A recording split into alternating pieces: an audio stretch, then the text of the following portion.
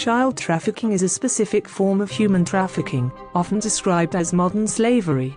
It is a crime characterized by severe mistreatment and extreme violation of human rights. The United Nations Office on Drugs and Crime defines human trafficking as the recruitment, transportation, transfer, harboring or receipt of people through force, fraud or deception, with the aim of exploiting them for profit. This is a global issue, affecting people from all backgrounds and continents. Most vulnerable to human trafficking are women and girls. Children make up 34% of the detected victims globally. However, exact numbers are hard to find, since many victims are never detected by the authorities. The most common forms of exploitation are sexual exploitation, forced labor, criminal activity, begging, forced marriage, forced organ donation or baby selling. While girls are most commonly trafficked for sex, boys are forced to work. This also differs per region. In low-income countries, children are more likely to be trafficked for labor. In high-income countries, children are more commonly trafficked for sex work, forced begging or crime. Especially after humanitarian crises, armed conflict or natural disasters, the numbers of human trafficking cases increase. It is then particularly easy for traffickers to take advantage of the economic, emotional, social or material needs of potential victims. Another connecting factor in the statistics is that numbers increase with a decline in the national economy, since trafficking is then often seen as a job opportunity. While most detected traffickers are men, there is a recent trend of more and more women being involved in the trafficking of persons, particularly in the recruitment process. What factors increase the chances of a child becoming a victim of human trafficking? The economic situation of the parents or caretakers plays an important role, like poverty or the need to secure survival are incentives to sell off children. This pattern can be found not only in the poorest countries, but also in poor communities of richer countries. Especially relevant are also cultural norms that make it acceptable for children to be sold for marriage, labor or legitimized child labor in exchange for the well-being of the family. In the case of domestic violence, a child is more likely to fall into the traps of traffickers in the search for love and security away from the family. Especially homeless children are prone to be trafficked due to poverty, history of sexual abuse or insufficient access to health care. This is why LGBTQ children are especially vulnerable, since they are marginalized from society and often teens live on the streets. Even after being rescued by law enforcement agencies, children experience the consequences of trafficking in the form of mental or physical health issues that affect their development. Examples include depression, anxiety disorders, suicide thoughts, unwanted pregnancy and fertility problems, consequences of untreated diseases or overdosage and drug addiction. India is one of the global hotspots for human trafficking. The organization Walk Free estimates 15,000 people trafficked in 2016 alone in India, around 9,000 of them children. According to the BBC, one child goes missing every 4 minutes in the country, many of them trafficked. They are mainly transported from the countryside to the big cities. According to the civil society organization Caritas India, Assam, a state in northeast India, is the center of human trafficking, showing the highest rates of child trafficking cases in the country. Many of the victims are girls who are forced into marriage or sexual exploitation. However, forced labor is also very common. Specifically bonded labor, where victims are bound to their employers, making it particularly hard to escape, like in Tamil Nadu. Modern mechanized methods of farming mean less work is done by hand, and that means there are fewer jobs available for farm workers and their families. The unemployed are offered cash advances to come and work in the region's brick kilns. Whole families pack their belongings, lock up their houses, and migrate en masse to the brick factories. But when the workers don't earn enough to pay back the advance, they fall into debt bondage, maybe just for the season, but sometimes for longer. Ms. Khan is Program Director at PVCHR, an organization working to stop the practice of bonded labor. The organization we were working, the founders were working on the issue of the bonded labor and the trafficking. And they formed that one hand they are rescuing the bonded labor from the field, but again they are going back to the some other place for working. So it was just like they're coming from one place and going to the different places. So that make a very disturbance to the founders. So so they decided to leave the work and they focus on creating the child-friendly model building. So that time they started to first look the things what was the problem. So they identified the problems was that the community were not taking any beneficiary of the government scheme. They were totally cut off from their health institutions and everything, and they don't have any livelihood options. So that's why they were doing. They were migrating to the different places, and for that they were also they were on the eyes of the traffickers. So they go to different places and to work. So the trafficking and the things is affecting our work, because one hand we are creating the awareness within the community, breaking the culture of the silence, changing their knowledge, attitude and the practice, and adjourning them with different government institutions. Furthermore, children are used in armed conflicts between opposition groups and state forces. They are forced to join the children's units of the forces, are used as couriers and informants, or have to hide explosive weapons in combat. We look the nature of the cases of the trafficking is very different. Okay. That in few places there the children are trafficked because they have to go and work in the factories, and other there is a cases of the trafficking that the whole family, including the mother, father and the children, they are trafficked from one place to another for doing the work. And the third type of trafficking, which we have recently saw in many cases, that some person from the outside, from the different unknown place is coming. He or she, that person with his family, mother or father, is shifting to that place, and they are making a relationship with the girls in that area who are unmarried, who are below 18 years.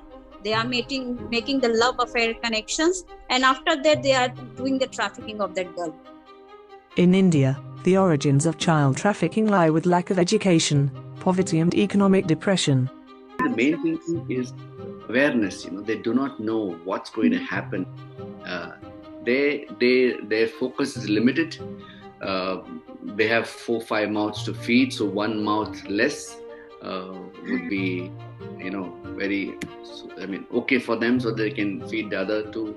And then, having girls at home to get them married off is tough. So if someone is ready to take them at a younger age, of course, they don't know that the girl is going to be trafficked. But most of the 60% of the cases of trafficking is deception. They do not know.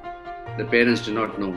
But they just send away the child so that there's a one mouth less to feed, and also some money is coming into the family. So that's how it happens. And then they do not know that they're being deceived. They don't have any idea where the child is going. And even if they know, at a certain point later, it's too late. A big part is also played by cultural practices. Cultural traits such as child marriage or selling away daughters create consequences for the position of the woman. They have a lower position in society and are more expensive to their parents because of the need for dowry. This is why girls are often the first to be given away to traffickers in case of economic hardship. This is especially the case in lower caste families. In India, when a girl is born, they think that a liability is born. And they don't equate boy and girl both. If a boy is born, it's plus, and if a girl is born, she has to get married, a dowry has to be given, all that challenges are there. So as early as possible, we settle the child, it's good. So the first thing is, marriages. A lot of child marriages happen out here, and they do not know. They just want to make sure that the child is, once she gets married, she'll be fine. The COVID-19 pandemic has gravely intensified the issue of child trafficking in India. The closure of schools leaves children without shelter, food, and education, leading their parents to send them to work in factories or mines, where they are at heightened risks to trafficking. High unemployment rates left many parents with no alternative than to sell their children to survive. तो 15 दिन में हमने 2 बसों की 3 बसों की से भी बच्चे बिहार से ला रहे थे चाइल्ड लेबर के लिए, उनकी कार्रवाई की है। इस तरह से कम 50 बच्चे हमने रेस्क्यू करवाए। Globally, an estimation of 500,000 girls were forced into marriage in 2020 alone. This is especially relevant in India, the country that hosts the largest share of the total global number of child brides, according to UNICEF. Helplines and officials were overwhelmed with the cases. In COVID, obviously it's the closure of schools and parallelly the huge way the livelihoods have been affected in our communities, because most of our communities are places where livelihoods were not, these are not secure jobs, right? A lot of them are migration dependent, a lot of them are daily work dependent and so on. And as the livelihoods of families have shrunk and there are no schools and they don't have online access because either they don't have the devices, mostly, I mean, barely 20% even in urban underprivileged India have access to devices. And even if the devices do exist, and a lot of people say, let's get devices to them, there is no internet or there is not enough electricity. So it's a variety of reasons that in this year have been particularly bad for children. And to our minds, trafficking is the other one, of course, is child marriage. So the two big dangers that come in, child marriage and child labor and being trafficked, both for girls and boys, becomes like a huge area, because for families, they are suddenly bereft of livelihood and they start seeing the children as resources and they start seeing them as sitting around. So yes, it is so intertwined into our work because we work with the underprivileged. The government was primarily concerned with the health crisis and did not have the resources to address this issue appropriately. The reopening of the economy did not improve this situation. Open borders, economic depression, and high demand for workers in big cities provide fertile grounds for child traffickers. Child trafficking is characterized by severe mistreatment and violence, and constitutes a harsh violation of human rights codified in the International Covenant on Civil and Political Rights. For example, the agreement specifically bans slavery, servitude, forced or compulsory labor and trafficking of persons. As a signatory of the Palermo Protocol, which complements the UN Convention Against Transnational Organized Crime, India is obliged to criminalize human trafficking and develop laws to combat trafficking as well as protect victims and assist them with recovery and reintegration. Specifically for the protection of children, India has signed the Convention on the Rights of the Child. It committed itself to combat the illicit transfer and non-return of children abroad, as well as protect the child from all forms of violence, neglect, abuse or exploitation. The document also strictly prohibits child labor. However, there is criticism towards the Indian government when it comes to the national implementation of its international obligations. The Committee on the Rights of the Child, a group of independent experts, repeatedly criticized the fragmentation and inconsistency of the application of the rights of the child and the lack of measures to combat child trafficking. Child trafficking is addressed in multiple legal documents in India. The Constitution prohibits human trafficking. Other fundamental rights defined in the Constitution are the right to be free from trafficking or forced labor, equality, equal protection and non-discrimination. According to Article 24, children under the age of 14 are not allowed to work, other than in the family. This conflicts with provisions of the Convention for the Rights of the Child, which prohibits any form of child labor and advises a legal full age of 18 years. The Immoral Traffic Act focuses on trafficking for prostitution and is seen as the main legislative instrument to combat trafficking in India until today. The Indian Penal Code addresses the sexual exploitation of trafficked minors and prohibits compulsory labor. This legal framework, due to its division in different documents, is hardly comprehensible. There is a special focus on trafficking for the means of sexual exploitation, which leaves other forms of human trafficking out of the picture. Overlaps between jurisdictions and lack of a clear legal definition of trafficking leads to enforcement issues and lighter sentences for traffickers. Researchers criticize the inconsistency of application across the country, due to corruption of officials or insufficient training and knowledge about the laws concerning human trafficking. That's another thing. Then afterwards, okay, even if someone is traced, rescued, and we bring in those people, the police does an excellent job in bringing them. But the thing is, a lot of money is involved. So as soon as somebody is arrested, there are 10 lawyers put into work to give them bail to get them out. And once they are in bail, to get them in again. So I feel bad for those police department who vigorously work on the case, and one little, discrepancy here and there, and the defendant lawyer just takes them out on bail. So that's a challenge. So maybe 5-6% of people are actually convicted. So many people just get away. I remember in UP we were rescuing underage sex workers. It was horrendous. The kids were literally coming in from the front door, and the traffickers had contacts at the back door, literally taking them out. So you have to work with the system to train, to get them to understand and to acknowledge that it's happening. And you need to take action. Many times even they are not aware of the budgets or of their roles. Or for example, they're not clear that there needs to be a female officer, or that you should separate the traffickers. You can't have them sitting in the same police van with the rescued children. Yeah, but there are these procedures, and they are also documented somewhere in the law or with the state, but they're just not enforced. There are state rules, Okay. They're just not. Our police is overburdened. We're one of the most under-policed countries, and sometimes they don't care, because they really do think that people could, either voluntarily send their children or sell them, or which has been known to happen. Researchers urge to properly train law enforcement officials, protection services and medical staff to ensure that traffickers are adequately reported and victims are taken care of. Nationwide cooperation between agencies and jurisdictions should be strengthened to adequately address the problem. International organizations urge for better cooperation with other countries of the region to limit trans-border trafficking. It is very important to educate civil society to raise awareness of the importance of not disrupting schooling and the negative consequences of child labor practices to decrease cases. And a lot of NGOs are working in the rescue.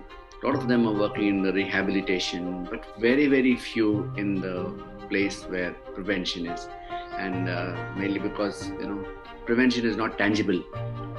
When you do rescue, I rescued 1, 2, 3, 4. I did rehabilitated 1, 2, 3, 4. So it's easy to evaluate, easy to calculate, easy to monitor. But when it comes to prevention, it's a tough thing, and the place is huge. The Indian government has during the past years made an effort to cover all aspects of the international treaties it has signed. However, there is still a lot of work to be done on the national level of enforcement. So what does civil society do already to improve the situation? My Choices Foundation is a local NGO in India. One of their main projects, Operation Red Alert, is focused on the prevention of sex trafficking. There are about, so many villages, hundreds and thousands of villages. So where do we start from? So we took the help of another organization called Quantum Technology, and they built a tool, to find out which could be the most possible traffic-prone villages in India. Simple inputs like they used 2011 census information in India, and then they added schools, availability, infrastructure, closeness to the border, girl-boy ratio in the village, and so many inputs, and then they churned out a list telling it 1, 2, 3, 4, 5 is the ranking of these villages as far as trafficking is concerned. So we picked up the most highly trafficked, and then keeping that with us, the list with us, we handpicked grassroots NGO partners in these areas, and then brought them together for a 3-day training. The People's Vigilance Committee on Human Rights is working to empower marginalized groups and prevent human rights violations. In their work, they also focus on human trafficking. They became especially active during the COVID-19 pandemic. In our work, the impact of the COVID is that because the community which we were working, they don't have any proper permanent fixed livelihood. They every day work to the different place and they earn and they spend before the next day. They don't have anything. So this is how they were working. So it was a bit difficult for us when there was a lockdown. So immediately with our phone and other system, we started to communicate with them, and we wrote to the government, and we also provided the nutrition, food diet, rations, and medicine and other things. So that is impacted because they were already on the verge of the survival, and the COVID-19 pushed more back to them. Child Rights Anew is an organization committed to improving children's lives in India and preventing child rights violations. Ms. Mohar explains to us the 3 levels of prevention of child trafficking. 90% of our work, I would say, or at least 75 to 80% is based on prevention, which means we work in villages. We work at 3 or 4 levels. So we work with children themselves. What we typically focus is on creating adolescent groups. These could be mixed groups, these could be girls and boys groups. And we have a very active life skills curriculum along with an awareness curriculum, both about, rights and, but also about themselves, their consciousness, teaching them to negotiate the world, understanding what the perils of, for example, what looks attractive. People come into their villages, even their old friends, and say, they're flashing a fancy phone, and I work in Delhi, so I've got a fancy phone, which attracts them. So, you have to very consciously work against it, and we use a lot of methods with children. And many of them are adolescents. So it could be theatre, it could be different methods, different modules, structured modules, which people in the villages, our facilitators, are trained to work with children on. And through that process, there are 2 very interesting things. One is you're raising awareness, of course, and you're increasing knowledge, and you're increasing skills of negotiation, of saying, I will not do this, or, this is an attraction, I'm not going to run away with you. Yeah. But it's also, children become a source of information. And in rights-based work, that can be, your focus can be so much on activating the systems, the schools and so on, right? That you sometimes forget to listen to the children who are telling you, what? There is an exodus plan there. Or somebody is going to be, taking a whole bunch of kids to so-and-so Calcutta to have a nice time. And that is what would happen, right? So we do a lot of work there. Then we work at the second level, and this can be contentious, with communities, with their parents and as communities. Not just to raise consciousness about their own rights, but their duties and responsibilities vis-a-vis children. Also raising their knowledge and awareness about simple things like in the Northeast, most people send their children out with traffickers because they think they're going to get an education. Because they don't have schools there, right? So they said, to say this is not what's going to happen. This is where the kids could possibly go. And the Northeast, for example, because a lot the racial characteristics are very Southeast Asian, they also get trafficked for sex work via Chennai to Thailand, via Burma to Thailand, you see? So it's a complex sort of ring. And the parents think they're sending them to boarding school because there are no schools. So that brings me to the 3rd level of intervention, which is you actually revive and work with schools. Ensure that there are schools available. Ensure that the village child protection committees become active. So the role of the village child protection committee, which is a protection structure, but at a village level, is supposed to be a combination of there is governance in it, there is a teacher in it, there is the Anganwadi worker in it. And these guys are supposed to be responsible for mapping the vulnerable children in the village. So prevention and awareness raising at all the levels, both within children and surrounding them, is really our critical strategy.